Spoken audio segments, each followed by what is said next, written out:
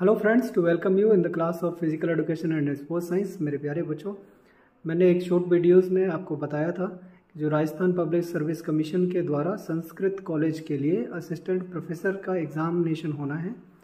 उसमें बेसिकली क्या होते हैं मेरे प्यारे बच्चों, 3 पेपर होते हैं, पेपर 1, पेपर 2 और पेपर 3। पेपर 1 और पेपर 2 आपका सब्जेक्ट से रिलेटेड होता है और पेपर 3 आपका जीएस का होता है, जिसमें 100 क्वेश्चन आते हैं और 50 मार्क्स का होता है। तो अभी एक नया नोटिफिकेशन जारी किया है आरपीएससी ने, जिसमें क्लियरली ये बोला है कि जो पेपर 3 का क्वालिफाइंग मार्क्स पहले 40% हुआ करता था, उसको थोड़ा सा परिवर्तित किया गया है। उसको किस तरह से मोल्ड किया मैं आपको बताता हूँ। बेसिकली जब ये भर्ती आउट हुई थी तो इसके नोटिफिकेशन में, विज्ञप्ति में ये प्रदर्शित किया गया था कि जो 3rd पेपर है उसको क्वालिफाई करने के लिए 36% आपका होना चाहिए।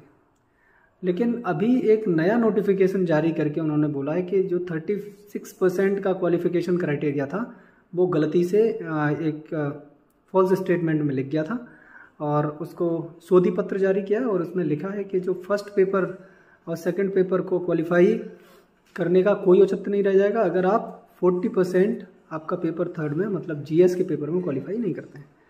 तो जब भी आप एग्जामिनेशन देने जाएंगे आपको ये बहुत अच्छी तरह से याद रखना है कि जो पेपर 3rd है आपका, उसमें 40% आप क्वालिफाई करें, तभी आप जो है सेकंड और फर्स्ट पेपर के करेक्शन के लिए या उसके मार्क्स को इनकलकेट करने के लिए एलिजिबल हो पाएंगे। ठीक है मेरे प्यारे बच्चों, अगर इससे रिलेटेड कोई और नोटिफिकेशन आता है तो मैं आपको अवगत कराता रहूँगा। तब तक के लिए आप लोग हंसते रहिए, मुस्कुराते रहिए और तैयारी करते रहिए।